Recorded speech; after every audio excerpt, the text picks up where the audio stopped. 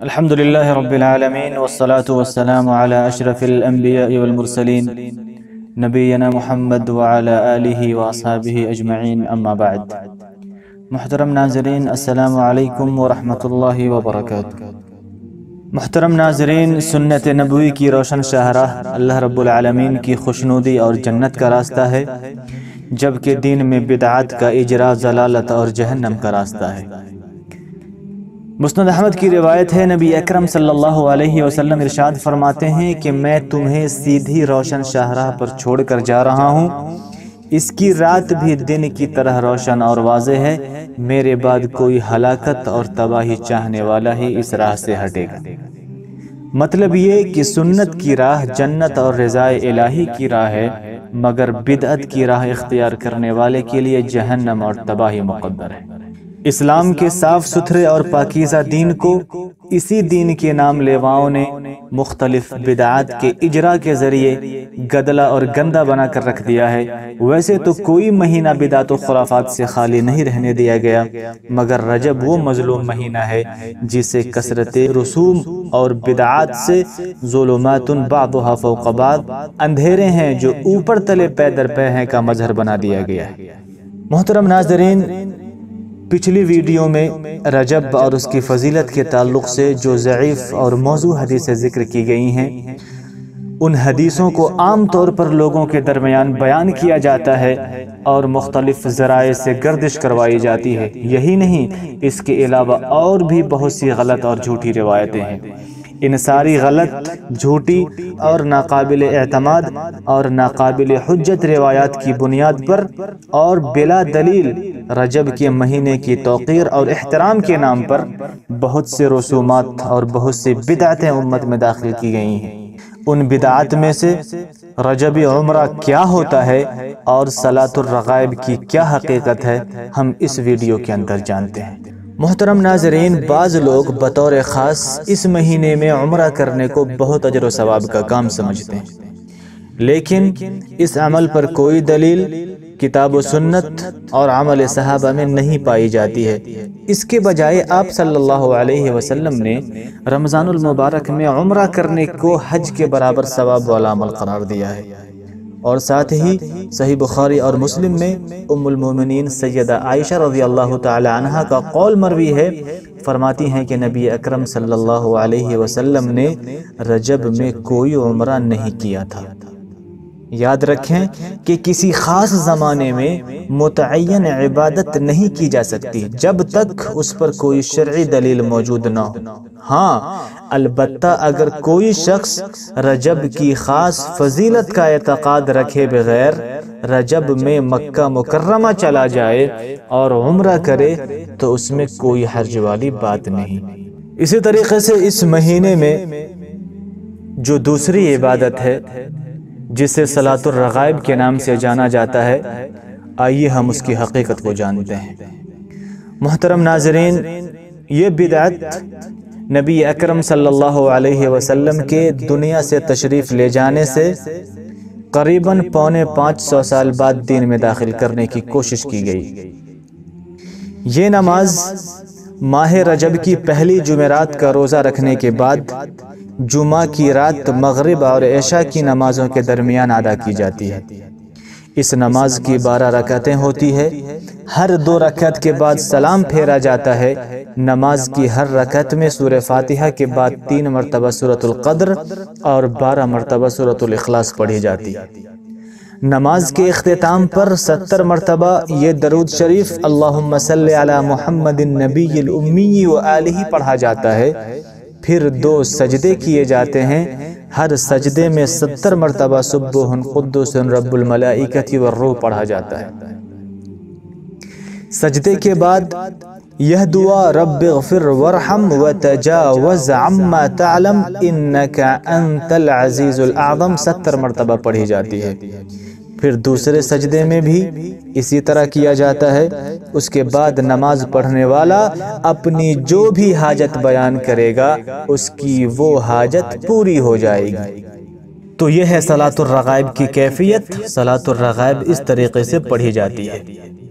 محترم ناظرین، اس خود ساختہ اور خود سے گڑھی گئی نماز کی ایسی مبالغہ آمیز فضیلتیں بیان کی جاتی ہیں کہ جن کی بنا پر یہ نماز خود بخود باطل اور بدعت ثابت ہو جاتی ہے۔ اس نماز کی فضیلت میں جو کچھ بتایا جاتا ہے ان میں سے یہ ہے کہ اس نماز کی ادائیگی پر اس نماز کے ادا کرنے والے کے سارے گناہ معاف کر دیے جاتے ہیں، چاہے وہ سمندر کی جھاگ اور درختوں کے پتوں کے برابر ہوں۔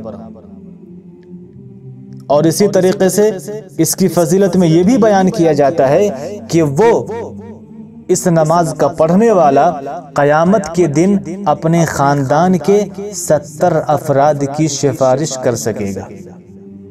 اسی طریقے سے یہ بیان کیا جاتا ہے کہ اس نماز کا ثواب جب قبر میں آئے گا تو صاحب قبر اس سے کہے گا تم کون ہو؟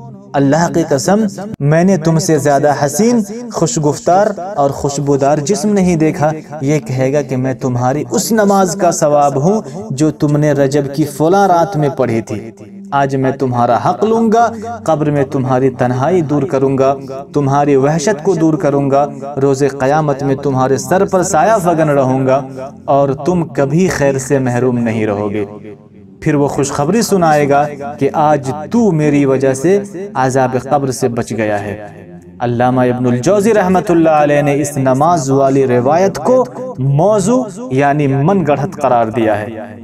محترم ناظرین، غور کریں، اندازہ فرمائیں کہ جو عبادت نبی اکرم صلی اللہ علیہ وسلم کے زمانے میں نہ تو نبی اکرم صلی اللہ علیہ وسلم نے ادا کی اور نہ ہی صحابہ کرام نے ادا کی، نہ تبع تابعین نے اور نہ ہی اتباع تابعین نے یہ عبادت کی، وہ چیز جو 550 برس تک دین کا حصہ تھی ہی نہیں، اچانک اتنی مدت کے بعد وہ دین کا حصہ کیسے بن گئی؟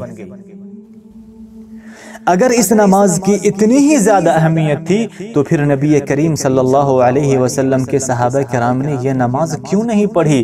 اس نماز کا اہتمام کیوں نہیں کیا؟ یقیناً وہ مقدس لوگ خیر کے کاموں میں سبقت لے جانے والے تھے، خیر کے کاموں میں پہل کرنے والے تھے۔ بس وہ کام جو نبی کریم صلی اللہ علیہ وسلم کے صحابہ کرام، وہ عبادت جو نبی کریم صلی اللہ علیہ وسلم کے صحابہ کرام نے نہیں کی، وہ کام اس امت کے لیے عبادت نہیں بلکہ بدعت ہے۔ اسی طریقے سے میرے اسلامی بھائیوں، نماز میں اطمینان اور سکون انتہائی ضروری ہے، مگر آپ غور کریں کہ صلاۃ الرغائب میں یہ چیز ممکن ہی نہیں ہے، کیونکہ نماز پڑھنے والا اذکار کی کثرت تعداد کو شمار کرتے وقت بہت زیادہ حرکت کا مرتکب ہوگا جو کہ اطمینان کے منافی ہے۔ ایسے ہی نماز میں خشیت اور تواضع بھی لازمی امر ہے، مگر اس بدعتی نماز میں یہ چیز مفقود ہو جاتی ہے۔ اسی طریقے سے اس نماز میں ہر 2 رکعت کے بعد علیحدہ 2 سجدے کیے جاتے ہیں۔ شریعت اسلامیہ میں نماز کے علاوہ ان سجدوں کے بارے میں کوئی نص، کوئی دلیل نہیں پائی جاتی اور نہیں ملتی ہے۔ ایسے ہی اس نماز میں رسول اکرم صلی اللہ علیہ وسلم کی صحیح حدیث کی مخالفت ہوتی ہے، جس میں نبی اکرم صلی اللہ علیہ وسلم نے جمعہ کی رات کو خصوصی قیام کرنے سے منع کیا ہے۔ اسی لیے امام ابن تیمیہ رحمت اللہ علیہ نے اس نماز کو بدعت قرار دیتے ہوئے لکھا ہے کہ اس نماز کی شریعت اسلامیہ میں کوئی حقیقت نہیں، بلکہ یہ تو بدعت ہے جس کو نہ تو باجماعت ادا کرنا درست ہے اور نہ ہی منفرد طور پر۔ امام نووی جو صحیح مسلم کے شارح ہیں، ان سے جب صلاۃ الرغائب کے بارے میں پوچھا گیا تو انہوں نے جواب دیا کہ یہ نماز نہ تو رسول اکرم صلی اللہ علیہ وسلم اور نہ ہی صحابہ کرام اور نہ ہی ائمہ اربعہ میں سے کسی نے پڑھی ہے، اور نہ ہی اس کی فضیلت اور اس کے طریقے یعنی کیسے پڑھی جائے گی اس کی طرف اشارہ کیا ہے۔ رسول اکرم صلی اللہ علیہ وسلم سے صحیح سند سے اس کے بارے میں کچھ ثابت نہیں ہے، بلکہ یہ تو بعد کے زمانے میں ایجاد کی گئی ہے۔ اور ابن قیم رحمت اللہ علیہ لکھتے ہیں کہ رجب کے پہلے جمعہ میں ادا کی جانے والی نماز یعنی صلاۃ الرغائب کے بارے میں جو حدیث ذکر کی جاتی ہے وہ نبی اکرم صلی اللہ علیہ وسلم پر بہتان ہے۔